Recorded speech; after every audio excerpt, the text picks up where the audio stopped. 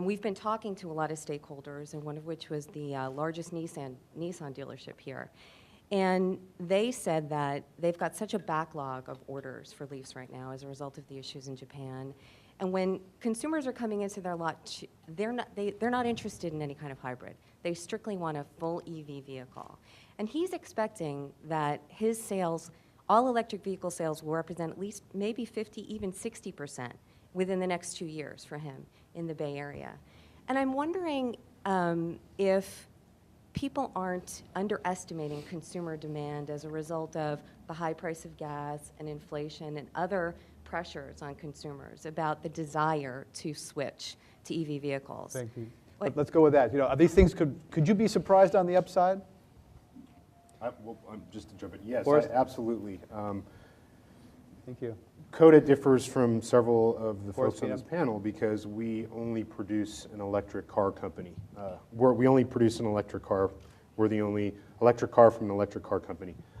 So we absolutely think that demand is a little bit larger than what most people think. We've read even GM studies that say 40% of adult drivers want to drive or own an electric vehicle. So we're in business selling an electric car only because we believe that this demand is out there, Ms. Riley. So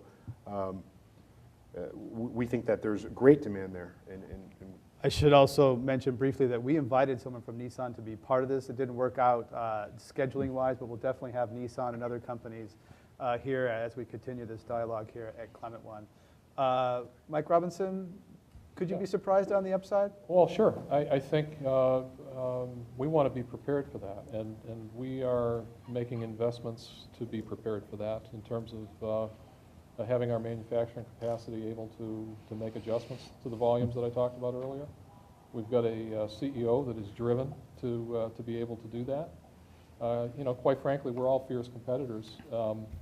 We have a lot of common ground from a policy standpoint. We're all trying to beat each other's brains in from a marketing standpoint and from a customer satisfaction standpoint. So we want to be able to take advantage of those opportunities and increase our volume.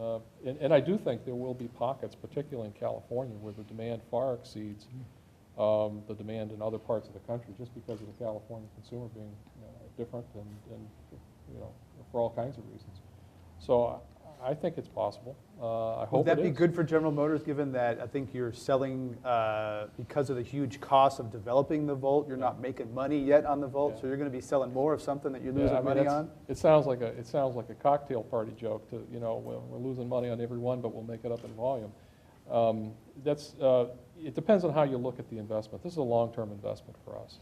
I give Toyota credit for the Prius. I mean, I talked to economists 10 years ago that would look at the cost of the technology and would look at the price of gasoline and say, this doesn't pencil. Why would anybody buy one? Well, it did make sense when gas was $1. Well, no, but I give Toyota credit for seeing the long term and seeing the opportunity and creating enough buzz with consumers to develop an interest and a market for that vehicle, even at a time when you look at it and say, well, it doesn't pencil from a pure economic standpoint.